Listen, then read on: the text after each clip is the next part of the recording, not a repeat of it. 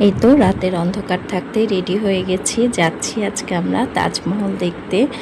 তো অনেক কাঙ্ক্ষিত একটা জায়গা। তো এই তো রেডি হয়ে আমরা অটো করে চলে আসছি স্টেশনে। আস্তে আস্তেই সকাল হয়ে গেছিলো। আর ওই সময়টা ছিল হচ্ছে প্রায় 5:30 এরকম। তো আমাদের ট্রেন ছিল 6টার দিকে, 2.5 ঘন্টার মতন লাগবে যাইতে, কারণ ফাস্টার ট্রেন। তো এই তো সবাই মিলে উঠে যাচ্ছি ট্রেনে। আমরা 3টা ফ্যামিলি গেছিলাম একসাথে। আসলে একা একা তো দেখতে কেমন লাগে, তো একসাথে গেলে ভালো হয়। তো ওঠার পরেই আমি পপকর্ন খেয়ে নিয়েছি। আর এই দেখেন ট্রেনটা কত ফাস্ট চলছে। তো তাজমহল চলেন আমার সাথে, আপনারা সবাই দেখবেন। তো কিছুক্ষণ ওয়েট করার পরে ট্রেন থেকে এই যে চা বিস্কিট এগুলো দিয়েছে। তো এখন এটা খেয়ে নিচ্ছি, কারণ অনেক সকালে উঠেছি, একটু টায়ার্ড লাগছে। তো এই তো এখন আমরা নেমে গেছি, নেমে একটা বড় গাড়ি ঠিক করেছি। যারা এরকম তাজমহল দেখতে যাবেন তারা ট্রেন থেকে নেমে একটা গাড়ি ঠিক করবেন।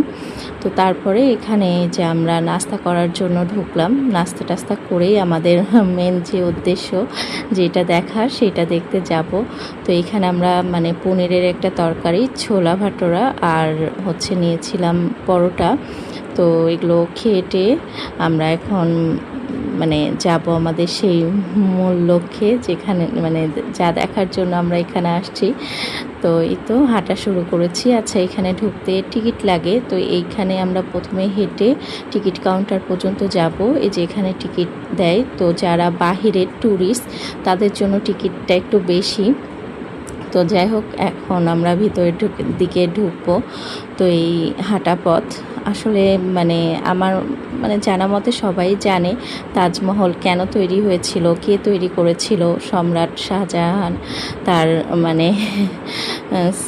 যে বউ ছিল মমতাজ, তার স্মৃতিতে এটা স্থাপনা করে।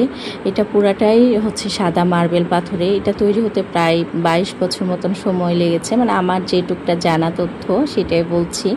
তো ঢোকার পরে আমরা অনেক ছবি তুললাম। আর এটা কিন্তু একটা সপ্তম আশ্চর্য।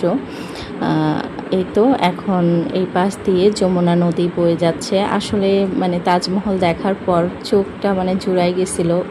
তাজমহলের যে সৌন্দর্য, পাথর কাজ, এটা দেখতে এত সুন্দর।